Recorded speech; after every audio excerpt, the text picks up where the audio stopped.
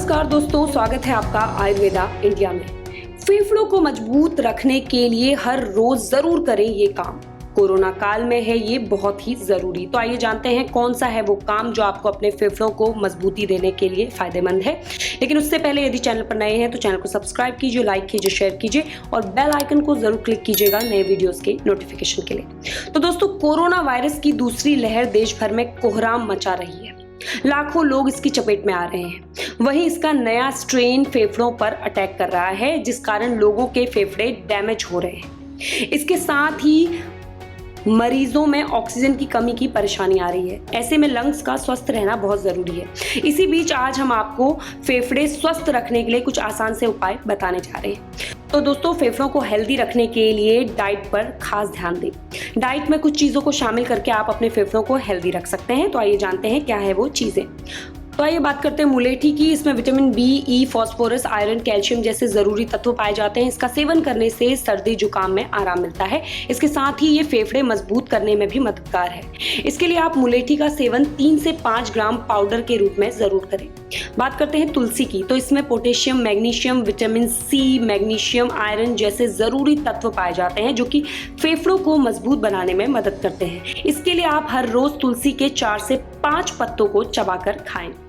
अब बात करेंगे दालचीनी की। तो दालचीनी में thiamine, phosphorus, protein, vitamin, calcium के गुणों से ये भरपूर होती है दालचीनी, जो आपके फेफड़ों को स्वस्थ रखने में मदद करती है। लौंग की बात करें तो ये सेहत के लिए काफी फायदेमंद होता है। स्ट्रेस, बदन दर्द और पेट से जुड़ी समस्याओं को दूर करने में मदद करता है। एंटीबैक्टीरियल गुणों से भरपूर लौंग हार्ट, फेफड़े, लीवर आदि को मजबूत बनाने में मदद करता है। आप एक्यूप्रेशर और एक्यूपंक्चर की मदद से फेफड़ों को मजबूत कर सकते हैं। इसके साथ ही ये आपके शरीर को कई तरह के फायदे पहुंचाता है।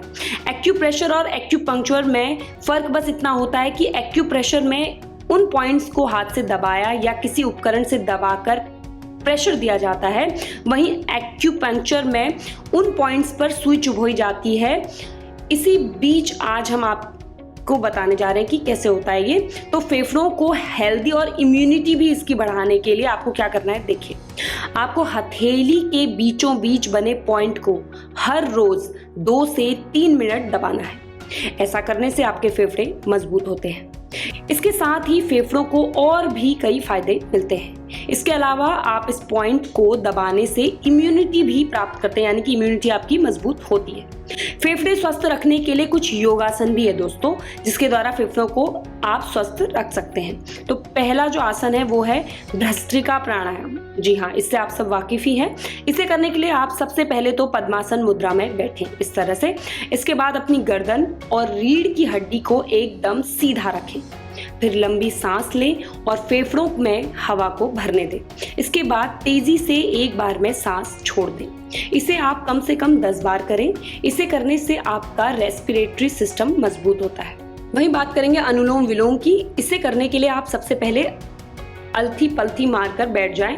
फिर अपने दाएं अंगूठे से सीधी नाक पकड़ें और बाईं नाक से सांस अंदर लें। इसके बाद अनामिका उंगली से बाएं नाक को बंद करें। इसके बाद दाईं नाक खोलें।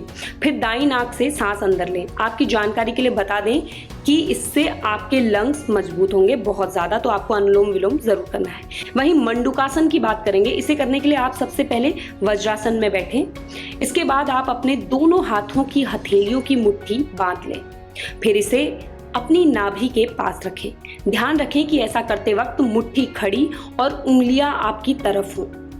अब सांस छोड़ते हुए आगे की तरफ झुकें और सीने को इस तरह नीचे लाएं कि वो जांघों पर टिकी रहे। इसका ज्यादा दबाव नाभि पर डालें। फिर धीरे धीरे सांस लें और धीरे धीरे सांस छोड़ दें। अगला जो योगासन है वो है कपालभाति। जी हाँ दोस्तों, इसे करने के लिए आप सबसे पहले पद्मासन मुद्रा में बैठें और फिर अपने दोनों हाथों को घुटनों पर रखें। इसके बाद आप गहरी लंबी सांस लें और धीरे धीरे सांस को छोड़ें। इसे आप कम से कम 2 बार करें। इसके बाद नाक से सांस लें और बाहर की तरफ निकालें। ध्यान रखें कि जब आप सांस को बाहर निकालते हैं तो पेट अंदर की तरफ खींचना चाहिए। इसे आप 15 से 20 बार करें। और आपको बता दें कि 15 से 20 बार ऐसा करने पर कपालभाति का एक राउंड होता है ये। ऐसे में आप 3 या 4 राउंड करें। ये फेफड़ों के लिए बहुत अच्छी एक्सरसाइज है। यानी कि योग है, इससे ब्लड शुगर लेवल भी कंट्रोल रहता है। लास्ट आसन जो बता रहे हैं वो है भुजंगासन। जी हाँ दोस्तों, इसे करने के लिए आप सबसे पहले मैट पर पेट के बल लेटें और फिर पैरों के तलवे छत की तरफ करें। आप अपने बाजुओं को धड़ की लंबाई के साथ सीधा रखें।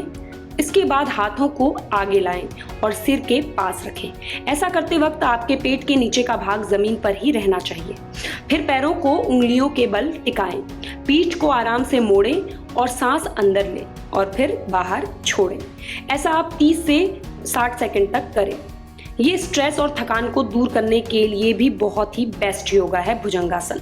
तो दोस्तों ये बताए थे आपको कुछ आसन हमने बताए और आपको कुछ चीज़ें बताई हमने जिनका आपको प्रयोग करना है और अपने फेफड़ों को स्वस्थ रखना है। अगर जानकारी अच्छी लगी तो खूब सारा शेयर कीजिए और ऐसे ही जुड़े रहिए अपने चैनल आयुर्वेदा इंडिया के साथ। स्वस्थ रहें, मस्त रहें।